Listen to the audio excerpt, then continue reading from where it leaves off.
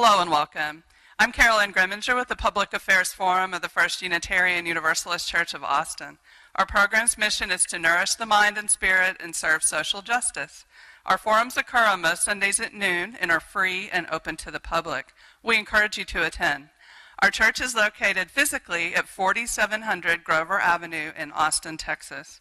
For more information about our Public Affairs Forum, you can go to our church website at www.austinuu.org. Today we welcome Scott Sabin of Plant with Purpose. His topic is going to be reforestation and justice. Since 1995, Scott has served as the executive director of Plant with Purpose, an international Christian organization that empowers the poor in rural areas around the world where poverty and environmental degradation intersect. During that time, the organization has grown from a single program in one country to include staff of over 200 agronomists, foresters, and facilitators in 7 countries who have empowered farmers in more than 530 communities to plant over 21 million trees and increase their crop yields by 80%. Prior to working for Plant with Purpose, he served for 7 years in the Navy. He holds a BS in political science from Oregon State University and an MA in international relations from the University of San Diego. He and his wife Nancy, a nurse practitioner, have 2 children, Amanda 16 and Danny 13, and he's come all the way from San Diego today to speak with us. So let's make him feel welcome.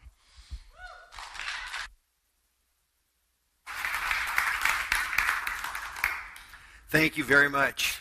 I heard a couple of you talking about the Lorax a couple minutes ago. The last time I read the Lorax, I had received a phone call from a pastor at a large church in San Diego who said, "Are you doing anything next month for Earth Day?" And I thought, well, I was, but if I could speak at that church, fantastic. And he said, "Good. If you're free." I said, "I'm free." He said, "Good. I need somebody to talk to the 3- and 4-year-old Sunday school class." Now, nothing made me more nervous than the idea of talking to 3- and 4-year-olds about deforestation. And so I ended up reading the Lorax out loud. So that was the last time I read the Lorax. Great book, though. Thank you very much for being here. Plant with Purpose has been in existence for 32 years. I've had the privilege of working there for the last 24 after starting as a volunteer.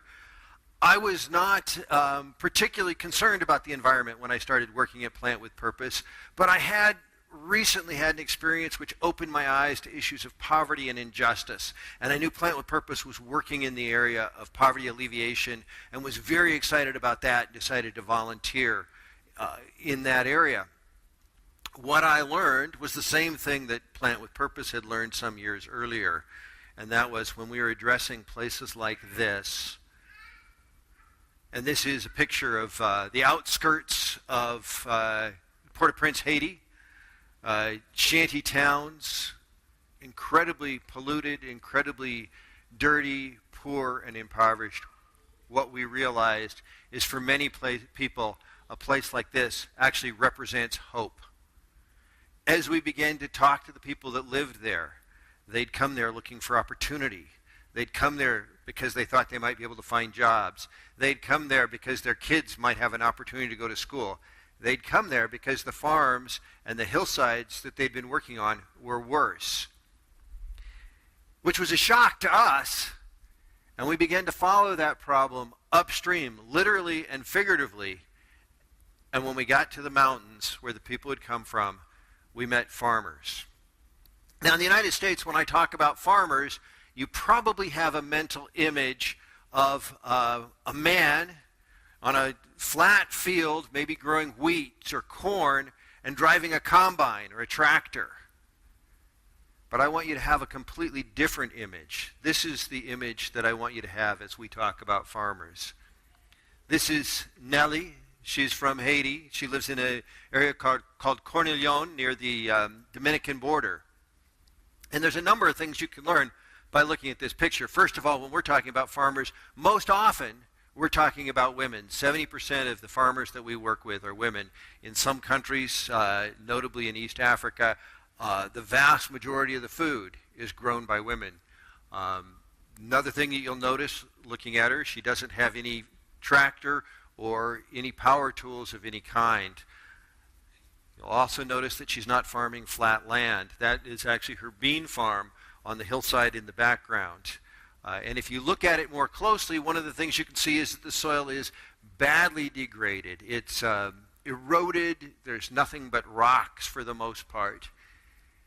Another thing you'll see is that there's not a lot of water, and that she's using very low producing techniques. And projecting maybe a little bit, you can see that she looks fairly discouraged and tired. It's not an easy thing. For most of her family, Port-au-Prince and that shanty town has been the hope that they've aspired to. As we began to talk to people like Nellie and learn more about her situation, we learned a couple of things. One is that she is struggling against land that's badly degraded, partly because it's so deforested. And two, it's become deforested in part because her desperation has forced her to use agricultural techniques that cut the trees, and she's been forced to make charcoal to sell for use in the city to support her family. What we learned was there was this vicious cycle between extreme poverty and deforestation, the deforestation making the people poorer, and the more desperate they were, the more that they were forced to rely on the land in an unsustainable way. Another thing we learned is her situation is by no means unique. Nearly 1 billion people in the world make their living as subsistence farmers, eating only what they grow, growing everything they eat. Furthermore, of the chronically hungry people in the world, the people who never get enough calories, 85% of those are rural poor, people who are growing their own food. The people growing their own food are the ones not getting enough to eat.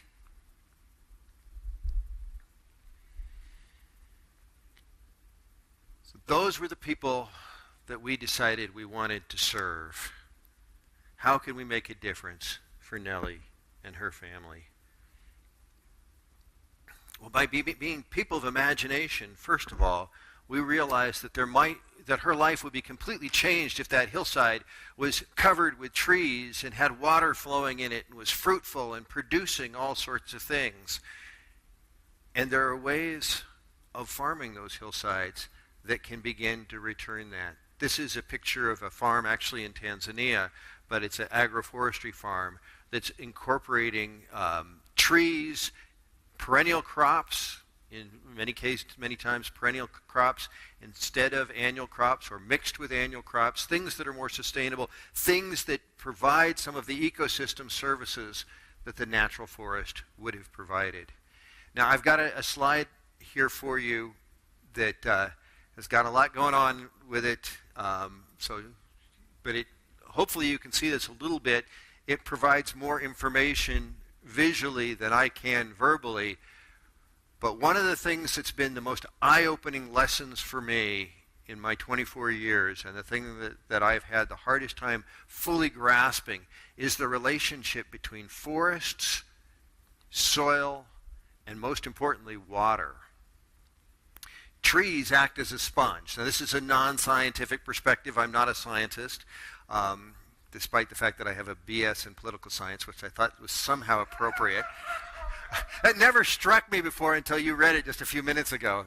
Wow, that's an appropriate name. But anyway, so I'm not a scientist, but the way I've come to understand this is trees act as a sponge, and as the rain falls, it allows the water to infiltrate the soil, to replenish the water table. The well there has got water in it and is healthy, and the local streams, the flow into the local streams is moderated so that they have water in them year-round. Springs come to life, and the land is much more fertile.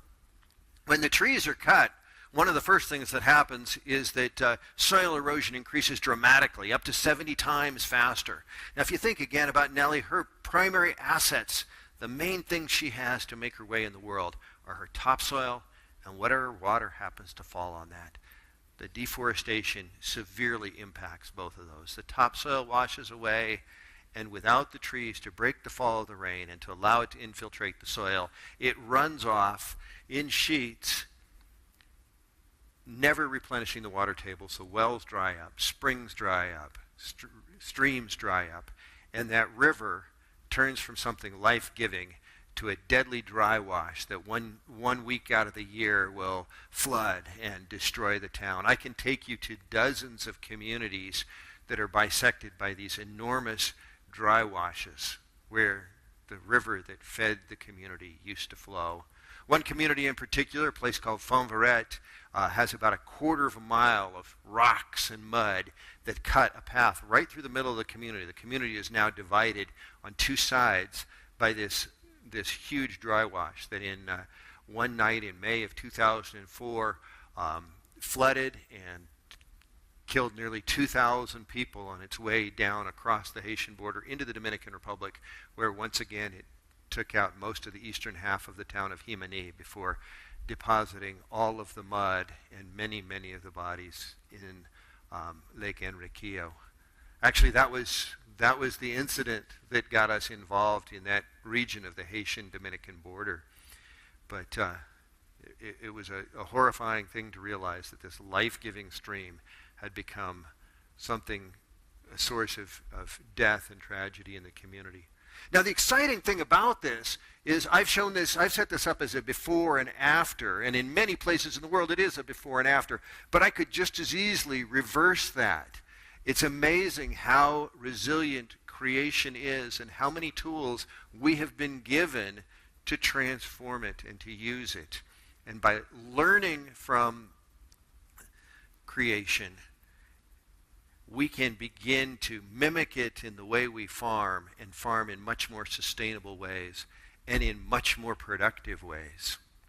Well, wanting to meet the needs of people like Nellie, Plant with Purpose came up with a threefold response: environmental restoration, economic empowerment, and spiritual renewal.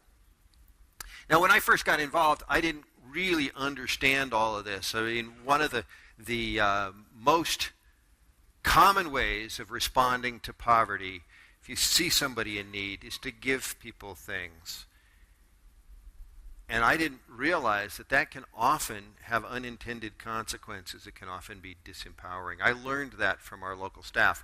One of my first visits to Haiti, I was with our local director, Jean-Marie de Silis, and we hiked up to a town called Cavanac. It was about a 45-minute walk from the guest house where we were staying, and up incredibly steep, rocky hillsides. And it was a hot day, and I hadn't been feeling too good, or at least that's my excuse. But we got about halfway there, and I needed to take a breather. And so I sat down on a rock to catch my breath. And as I did, a couple of elderly women with 5-gallon buckets of water balanced on their heads came walking up the path past us, said, "Bonsoir, Blanc," which translates as "good afternoon, white guy."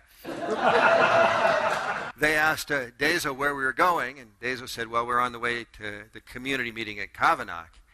And they gave us kind of a funny sideways glance and said, "Oh, we are too. We'll tell them you guys will be along in a bit."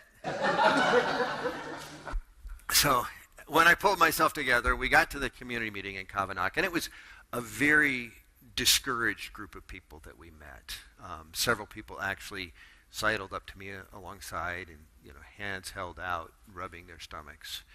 And in the course of the meeting, a woman stood up and in what at that time seemed like a very confrontational way said, "Listen," and she starts naming other organizations. "So-and-so's been here. They gave us food. They're gone.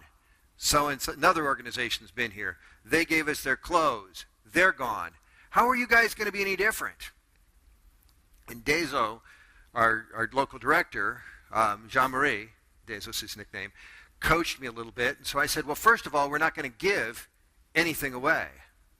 And secondly, we're not going to leave until you're ready for us to leave."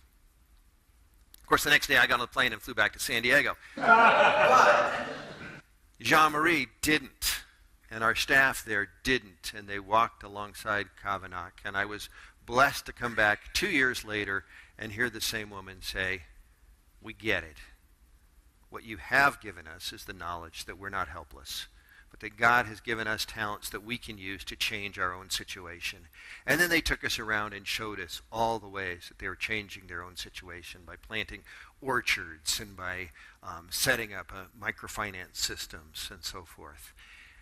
And I realized through that that's the baseline, that's the most important thing, is that people have to begin to take ownership and responsibility, and we can do that by helping them to build their confidence. And I'm going to tell you a little bit about how we work in each of those areas, but I just wanted to set that as the baseline, the fact that we work from the attitude that we can't give things away, but we can come alongside. One of the things that we do have to give is some great expertise in various types of sustainable agriculture. We got our start in agroforestry, like I was sharing earlier. The picture of the farm in Tanzania, where they're farming on 4 different levels. At the bottom level, farming with root crops, and then coffee, and then bananas, and then the canopy level, mangoes and avocados, and shade trees, and nitrogen-fixing trees, and timber trees, and so that the farm becomes productive year-round. That's where we got our start with agroforestry, and a lot of the trees that have been planted have been on farms, but also learning other types of sustainable agriculture. Actually, this picture there, they've planted a bio-intensive vegetable garden, and people are able to double their vegetable production very quickly in that respect. And then community forestry, which involves helping the community to take responsibility for their existing forests. Some amazing stuff that we've done in Thailand there in terms of using satellite mapping to not only work with the community to understand their forest resources, but to then take that and justify it to the Thai government that they are stewarding their forest resources in a sustainable way. Innovative in agriculture and forestry is a way that we begin to come alongside people. We have measured increases in farm yields. This happens to be from the Dominican Republic, but on average we're seeing between 70 and 80% increase in farm yields within about 3 years. That's in addition to restoring the land by providing a lot of the ecosystem services that the native forest would do. This obviously varies from country to country and crop to crop, but in general, immediate economic impact to people who are struggling to grow enough food. But once they begin to have a little bit of surplus, once they begin to see that economic impact, how can we help that to be compounded? And the way we've done that is through a system called Village Savings and Loan Associations. Now, we started way back in 1987 doing microcredit loans. I don't know how many of you are familiar with microcredit. I think just about everybody. But the idea of making small loans, usually to women, to invest in businesses, usually because they don't have a lot of collateral, through peer group accountability. We had been doing that for many years. We provided the capital for those loans. Our then director in Tanzania, a woman named Edith, found that as she'd go to communities to work with them on an agricultural project, people would hide from her because they felt like they owed her money. So she began looking for another system, and she found this Village Savings and Loan Association model. And this model is much like traditional microcredit, except for that we provide none of the capital. Now, when I first heard about it, I thought, well, how's that going to work? Well, it's based on the savings of the people. Well, if the people don't have any money, how can they save anything? And so I was a huge skeptic early on, as were most of the people that we were working with. What? You want us to save? We can't save. But at some level, everybody can save something. And I've heard of groups that have started with as little as 10 cents a week. Most often it's more like 50 cents or $1, and everybody in the group commits to saving a minimum of whatever they decide, 50 cents or $1. They can save a maximum of 5 times that. And each week, they bring their savings to the meeting. We take them through an intensive 12-week training program. And during that time, the money that they bring to save counts as purchasing shares in that group. They save all the money in a big metal box, which has 3 separate locks, so 4 people have to be involved in opening it, which reduces the possibility of fraud. And if they go through 12 weeks of training and people are saving, say, an average of $2 a week, at the end of 12 weeks, they've got $760 in this.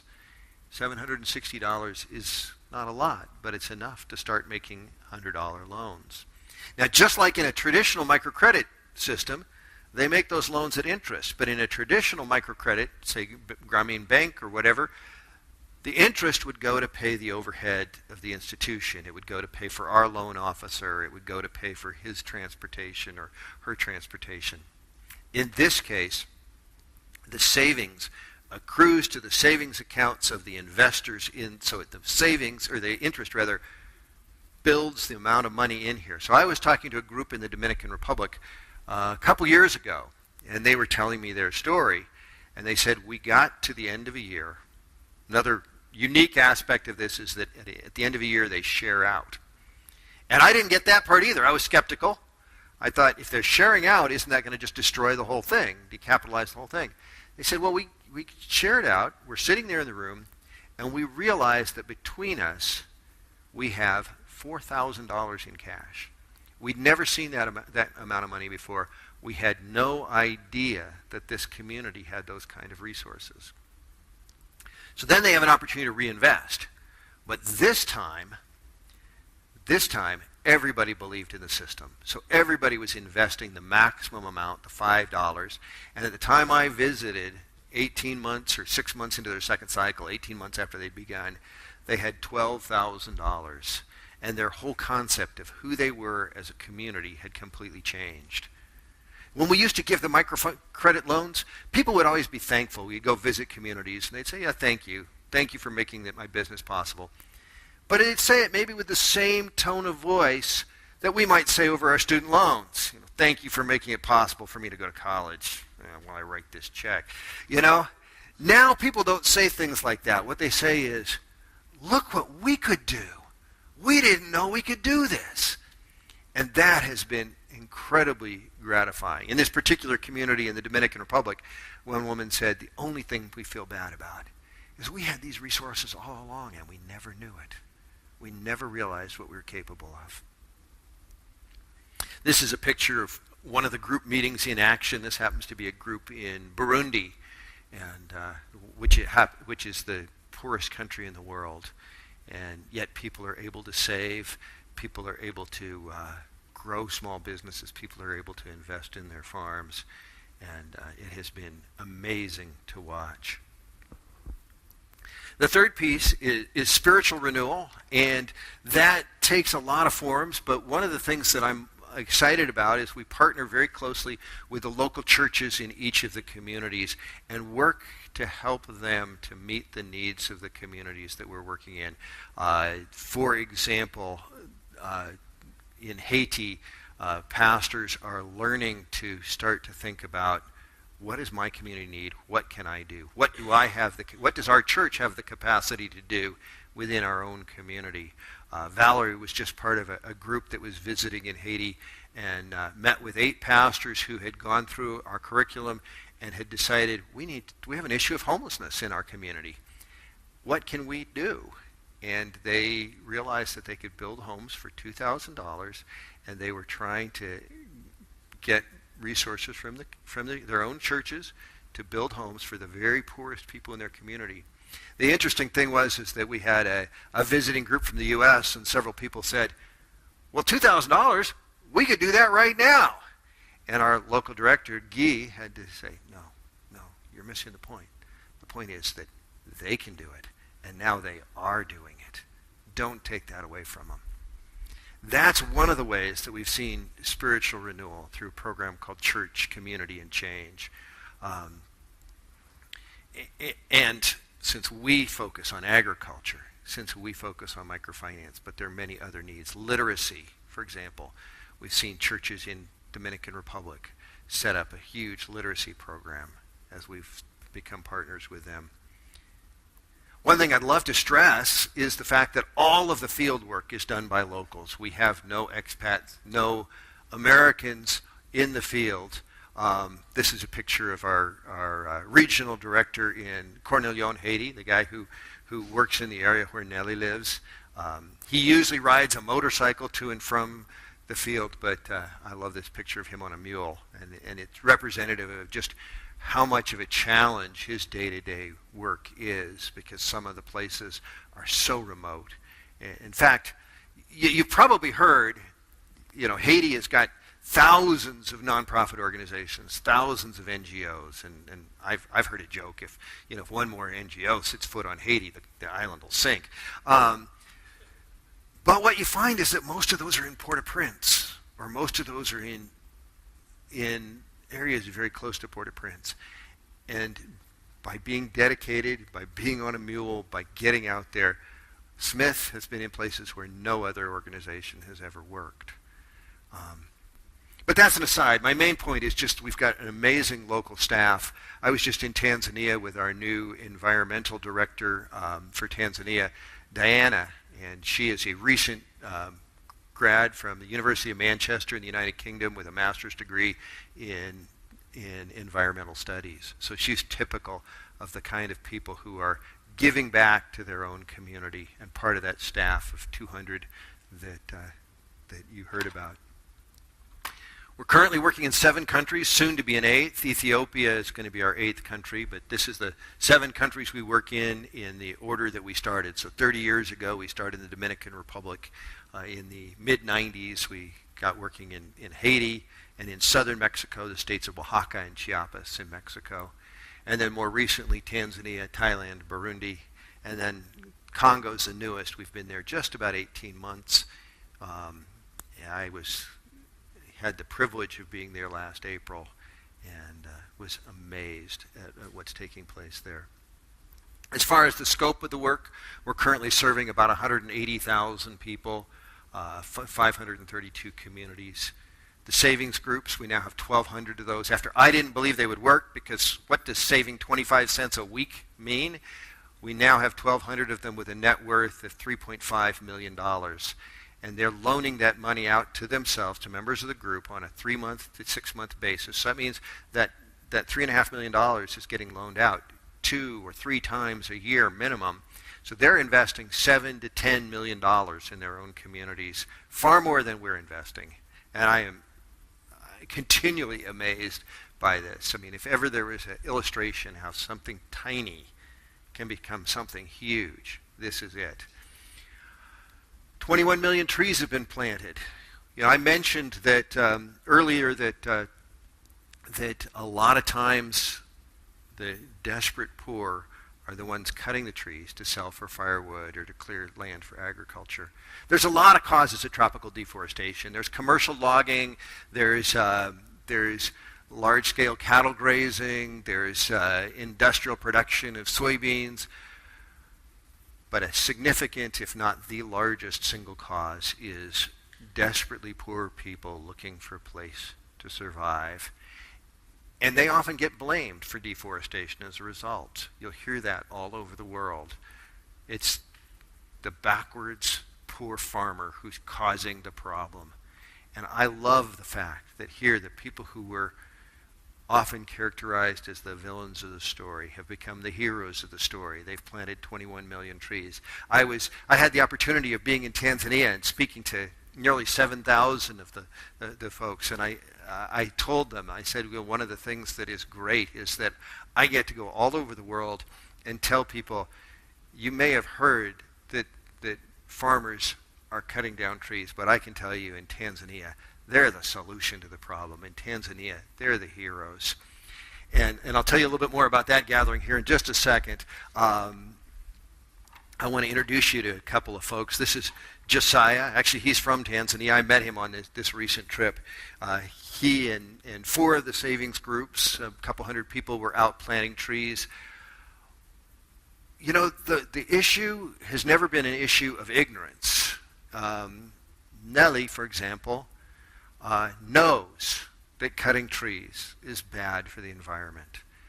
I have had illiterate Dominican and Haitian farmers described to me how a watershed functions and all of that stuff I had in that slide with an eloquence that I have never heard from American college professors. But they'll almost always end with, but how can I feed my kids? If I don't make charcoal, how do I feed my children? If I don't clear these trees to plant maize, how am I going to survive? What we found is as we begin to answer that question through sustainable agriculture, and as people have a surplus, they are then eager to give back, planting trees not only on their own farms, but on the public lands and around the area. And so I'd spent the morning with Josiah and about 200 other farmers planting trees on a voluntary basis around the watershed and riparian zones on a stream that all of their communities depended on. And then afterwards they shared with me how their lives had changed. Josiah, as he was describing the process, he said, we started out with a 40 cents for a share price. At the end of 2 weeks, we had $25. And he laughed as he said that. So today our group has $19,000. And he himself had taken 5 loans starting at $100 and most recently $1,000, which he'd used in part to buy a motorcycle and to remodel his house because his farm is already producing well. And he said when he started in the program 4 years ago, he lived in a two-room mud house. Now he lives in a 5-room brick house with a cement floor, new roof, and windows. And their group has taken on social projects in the community and has planted gardens for the school and for the local church to use.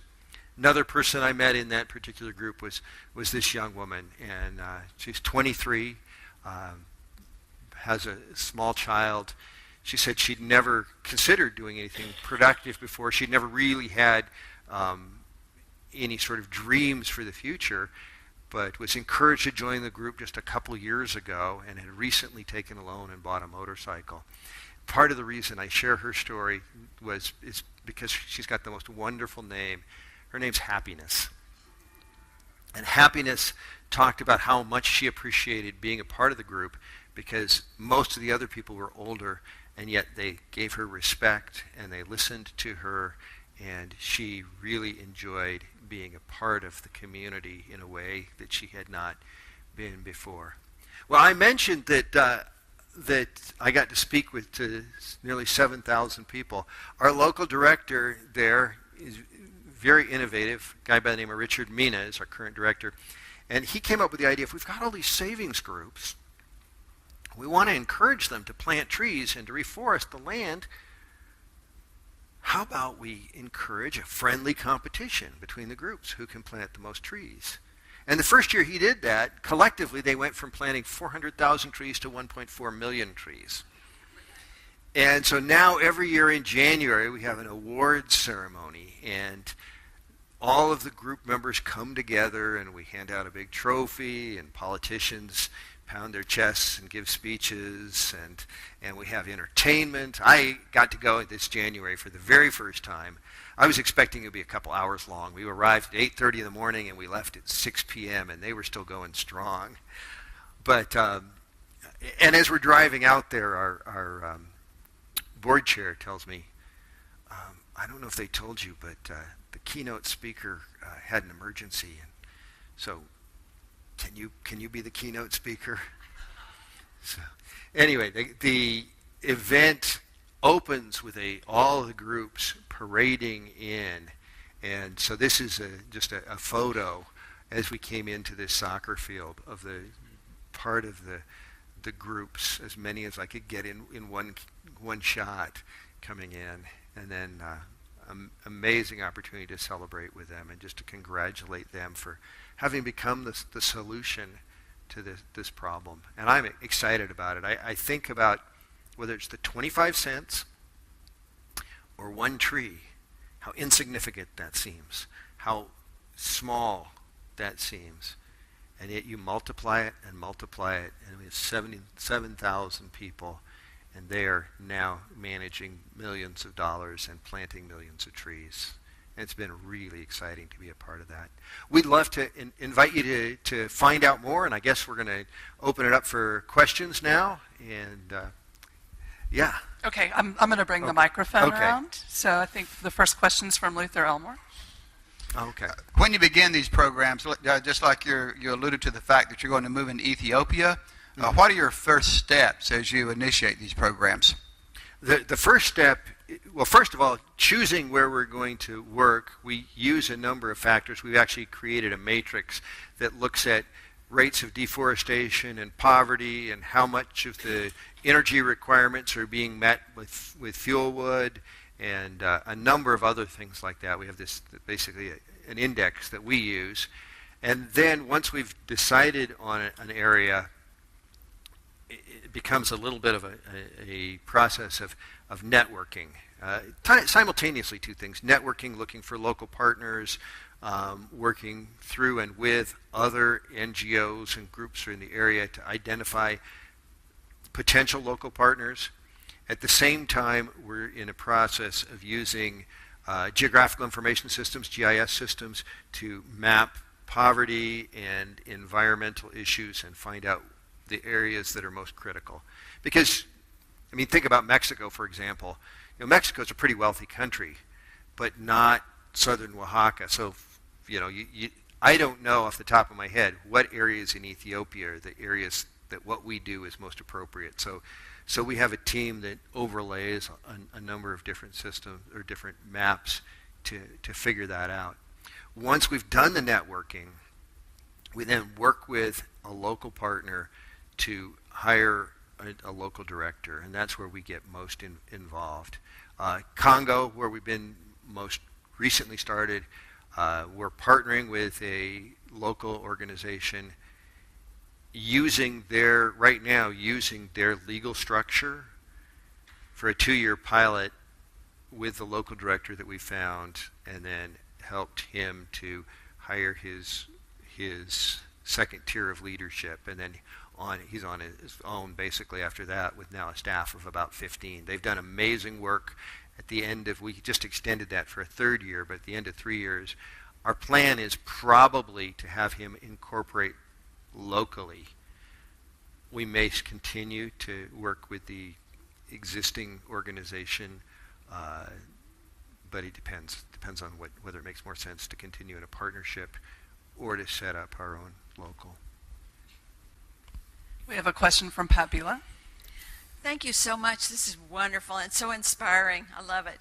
Thank you.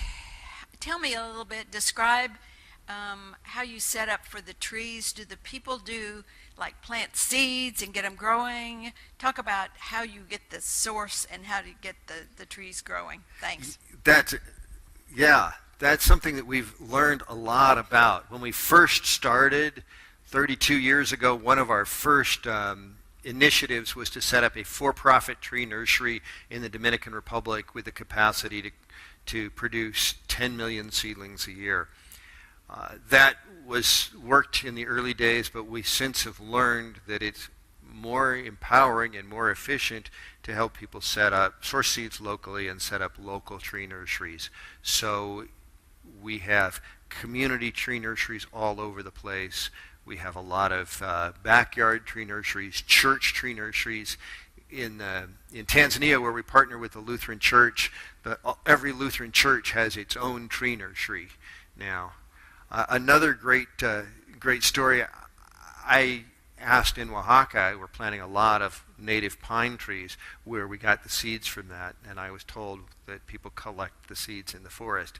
My mental picture was people picking up pine cones on the ground, and I went out and saw people 100 feet up in the pine trees with rappelling gear so that they could get the healthiest seed and the best seed, and to bring back and plant in their local nurseries.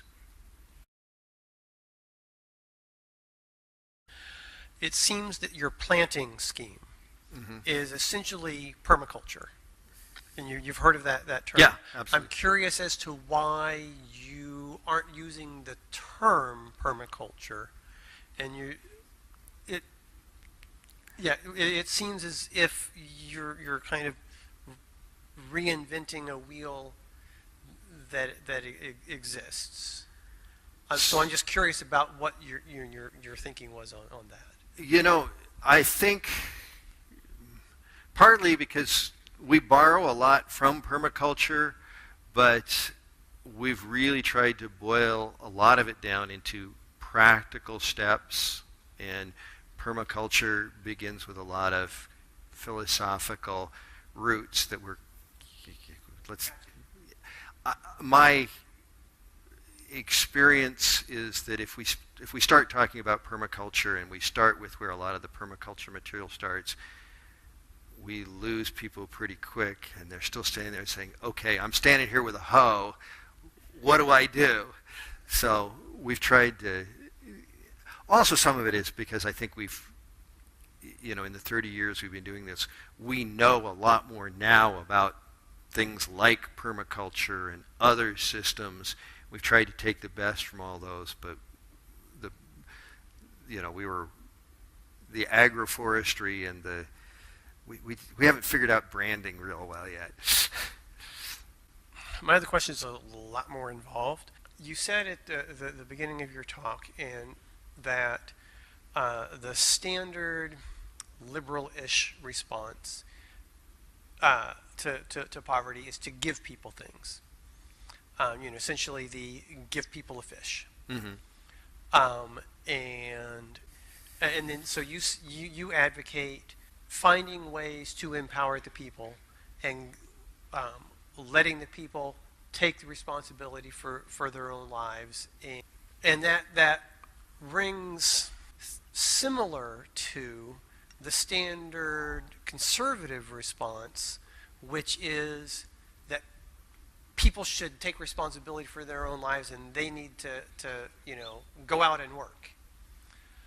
But it seems that you've found the right mix of giving people something, but not directly telling people to take responsibility for their lives, but telling them how to do that and giving them ways to do that. And I'd like for you to talk a little bit more about that contrast between the two standard responses and how you've melded that together. I think part of it comes from, and I was joking earlier about the town in Kavanaugh and heading back to San Diego, so I'm not the best example, but our local staff is. Part of it comes from knowing the people well enough and developing enough of a relationship to see what the limiting factors are, and that's where we get involved. The limiting factors aren't free soccer balls or T-shirts. The limiting factor might be there are no jobs or our farms aren't produced. So figuring out how to offer opportunities rather than things. I think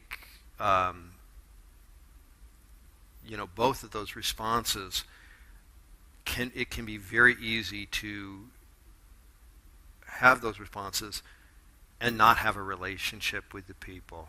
I can give you a free soccer ball, or I can give you a school lunch and walk away from you, and I can say you can stand up and walk on your own and never have any sort of relationship with you. But by having a relationship, I can see what you're really struggling with, and I think that's part of it. And I think that there's real gray areas. We say we don't give anything away, but we have subsidized things when people clearly couldn't afford them. And working in Haiti after the earthquake, we gave a lot away. You have to. There are people who really don't have the opportunity to get up and work. But part of the key to the relationship is recognizing as quickly as possible how can we transition to empowerment from relief. So as a follow-up, do you think that we can find a way for liberals and conservatives to work together to bring those two approaches, the wanting to help people, wanting to give, and on the other hand, wanting people to help themselves. Do you think there's a way that liberals can talk to conservatives and conservatives can talk to liberals to find this actually useful common ground? I certainly hope so. I certainly hope so. It's challenging to get people to talk to each other, and I think we're moving into a time where it's getting even harder to get people to talk to each other. But I think if we talk to each other, it is possible to find that common ground. And I think the challenge is we're not talking to each other, and I think another challenge is we live in an era of a lot of cynicism. So people think, oh, well, aid doesn't work, or the poor don't want to work, and so throw up your hands and give up. And I think we can move beyond cynicism and bring about dialogue. I certainly hope so, because you look at our support, our funding support is both liberal and conservative, and what we're doing is working, and I can talk about it in both circles. So I hope that we can be some sort of bridge in that respect. Our next question is from Richard Halpin. Thank you so much for sharing this good news with us, and the not just good news, but empowering news, and the fact that your work is growing. That's a wonderful thing. Good testimony to your success. Tell us about the origins of this. How did this get going? Who got this started? And what are your visions for the long term? The organization was founded by a guy by the name of Tom Woodard. He was coincidentally, because I never knew him, out of the same church that I go to now, a Presbyterian church in San Diego, who had been working as a relief volunteer in the Dominican Republic after Hurricane David. And they began to realize that relief, giving away food, wasn't changing the basic situation. Giving things away wasn't changing anybody's situation. And he was the one who first put together this connection with deforestation and poverty. And like I say, our first initiative was to set up this big tree nursery and to look at large-scale reforestation projects. The rest has been sort of an evolution over the years as we've really tried to be a learning organization and a listening organization. Well,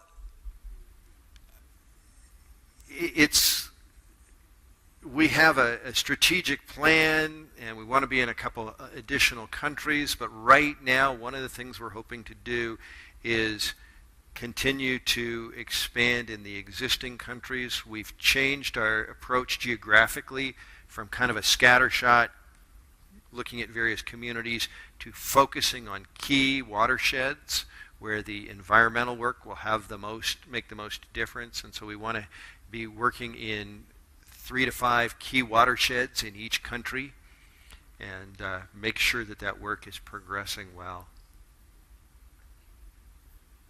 If you'd introduce yourself, please. Pam Knight. And what seems so valuable here is the methodology that people could actually learn something and use it, and it's sustainable.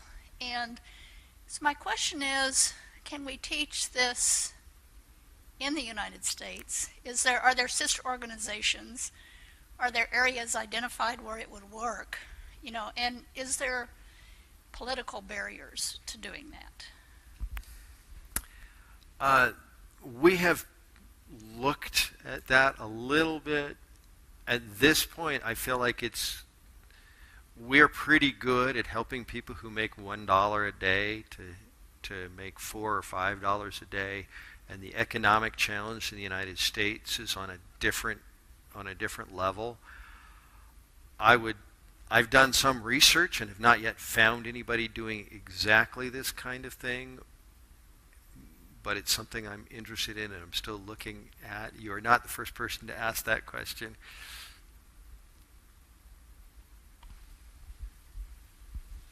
As was suggested, some of the 7 countries that you do your work in, they are, shall we say, economically and politically challenged. And so have you faced opposition in some of those places from the corporations and businesses and the political leaders? Not significant opposition.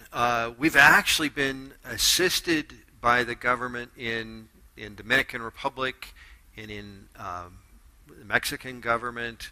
We have had some local opposition, kind of minor, but local opposition in Tanzania, and Burundi has recently undergone some political upheaval, and so even though we've not received any opposition, the political environment that we're working in is much more difficult.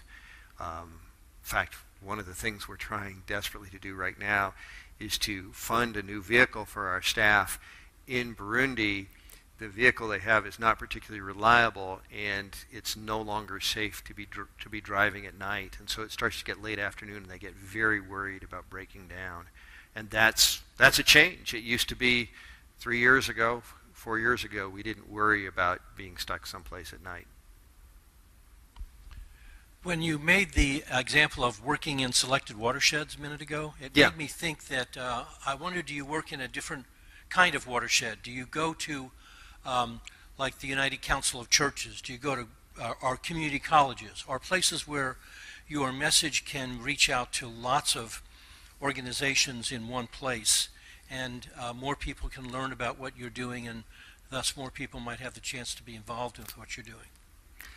We're trying to get the message spread as far as we can. Sometimes I talk to our staff. I feel like we're painting masterpieces and hanging them in a closet. But figuring out how to be invited to places like that still is a bit of a challenge. Hi there. Thanks for being here today and sharing your good news. You mentioned energy and the fact that using charcoal was really a critical part of this problem as well as income. Has there been any effort to engage with renewable energy, either solar or wind? I don't know the conditions there, but I know in some places they're making these solar ovens. And the local people have learned how to make their own solar ovens so they can reduce their dependence on charcoal, things like that. Are there any kind of renewable energy efforts going on in conjunction with what you're using to prevent some of the deforestation? In general, it's been a huge challenge to get people to adopt stuff like that. So what we've focused more on is fuel-saving stoves, so stoves that still use charcoal but cut charcoal use by 50 or 60%. The other thing that I learned fairly early on, at least in Oaxaca, is most of the charcoal is produced and is destined for the city. It's not actually used by the people that we're working with. They're making it because it's their livelihood, not because they need it to cook. I mean, they do use it to cook with, or they use firewood, but charcoal is often almost a middle-class product, and they will just use whatever sticks or twigs are left over on their farm after they make it. So we've focused more on alternative income for the charcoal producers and fuel-saving stoves for our people. Our people, I don't know if that's a good word, but That I assume from what you said you're Presbyterian and you work with the Lutheran Church, I believe in the Dominican Republic, and so I assume you work with all churches. And so my question concerns the current political climate in this country. That is that now we have a president who proclaims global warming as a fraud. And in the past, it seems that many conservative Christian groups have been very reluctant to accept the facts of global warming or some of these issues of environmental degradation. And so how do you address that and try to help them understand your mission and the great work that you're doing? well, I think that's one of the ways that we start talking about poverty alleviation, and it leads us to a conversation on the environment. I wrote a book a number of years ago called, I'll see if I can remember the name, called Tending to Eden, what's the subtitle? Environmental Stewardship for God's People. Anyway, the whole premise was that I came to this myself as a bit of a skeptic, or at least I wasn't a skeptic in terms of environmental issues don't exist, but more of it's a secondary concern. And first of all, gaining at least a utilitarian understanding for why this is a current issue now is really important. And then through the process, gaining an appreciation of creation for its own sake and its inherent value. And that's what I try and lead people through a little bit. We try and not lead by talking about climate change, just because that's politically fraught enough that closes a number of doors. But if I can talk about, one of my stories early on was a meeting with a foundation, a very conservative foundation, and the foundation director rolling his eyes as he sat down with me and saying, "I hope you're not about to tell me God cares as much about trees as he does about people." And I said, "No, what I will tell you is that the people need the trees." And he, oh, that's good. Like I say, that's still a strictly utilitarian perspective, and I think creation has its own inherent value, but that's still a starting point that we can have that conversation. And then if we want to talk about some of those other things, I can tell you climate change is right now impacting real people and their ability to grow their own food, and is making them hungry, and is forcing them to deal with drought, etc. And those are verifiable facts. Okay, we just have a couple of minutes left. I don't know if you would like to sum up. And well, I want to thank you for being here, and thank you for listening to me. I think the exciting news is that we can address both poverty and environmental degradation at the same time. We don't necessarily need to choose between the two, but we can look for the win-win. And we would love to have you partner with us in that in some way, whether it's just by receiving our newsletter, or being a purpose partner, or just staying in touch. But thank you very much, and look forward to talking with you in the future. Let's give him a hand. Thank you so much.